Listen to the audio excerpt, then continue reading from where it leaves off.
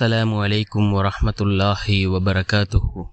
الحمد لله الذي نحمده ونستعينه ونستغفره ونؤمن به ونتوكل عليه أما بعد.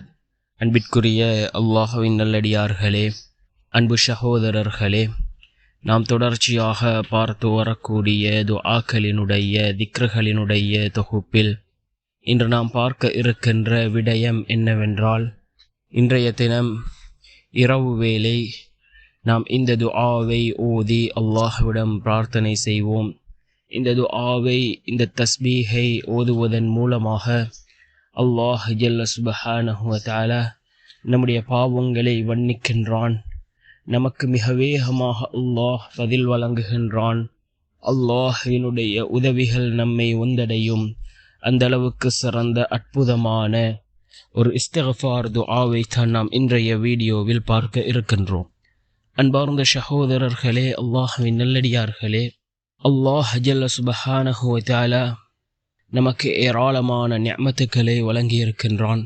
அந்த நிஅமத்துக்களுக்கு நன்றி செலுத்தக்கூடிய அடியார்களாக நாம் இருக்கின்றோமா என்பதனை நாம் சிந்தித்து பார்க்க வேண்டியிருக்கின்றது. அல்லாஹ் நமக்கு ஏராளமான நிஅமத்துக்களை தந்திருக்கின்றான்.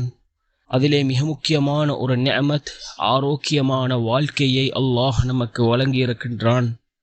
நமக்கு கிடைக்காததை எண்ணி நாம் கவலைப்படுவதை விட, நமக்கு கிடைத்த நிஅமத்துக்களை எண்ணி நாம் அல்லாஹுக்கு நன்றி செலுத்துவோம். அன்பார்ந்த சகோதரர்களே, அல்லாஹ்வின் நல்லடியார்களே, ரசூலுல்லாஹி ஸல்லல்லாஹு அலைஹி வஸல்லம் அவர்கள் நமக்கு ஏராளமான துஆக்களையும் திக்ருகளையும் கற்றுத் தந்திருக்கிறார்கள். அதில் மிக முக்கியமான ஒன்றுதான் இஸ்திக்ஃபார். நாம் இஸ்திக்ஃபார் செய்வதன் மூலமாக நமக்கு கிடைக்கக்கூடிய பலன்களை ரசூலுல்லாஹி ஸல்லல்லாஹு அலைஹி வஸல்லம் அவர்கள் ஹதீஸ்களின் வாயிலாக நமக்கு அறிவிப்பு செய்திருக்கிறார்கள். யார் அதிகமாக இஸ்திக்ஃபார் செய்கிறார்களோ அவர்களுடைய வாழ்க்கையில் உள்ள கவலைகள், கஷ்டங்களை அல்லாஹ் நீக்குகின்றான். அதே போன்று யார் இன்னும் இஸ்திக்ஃபார் செய்கிறார்களோ அவர்களுக்கு மறைமுகமான தேவைகளை அல்லாஹ் பூர்த்தி செய்து கொடுக்கின்றான்.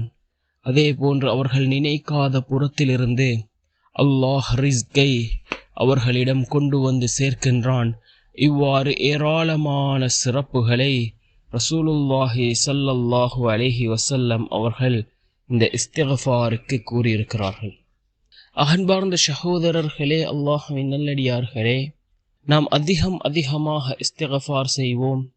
இஸ்திக்ஃபார் செய்து நாம் அல்லாஹ்விடம் கையேந்தி பிரார்த்தனை செய்வோம். நிச்சயமாக அல்லாஹ் நம்முடைய பிரார்த்தனைகளுக்கு பதில் வழங்குவான்.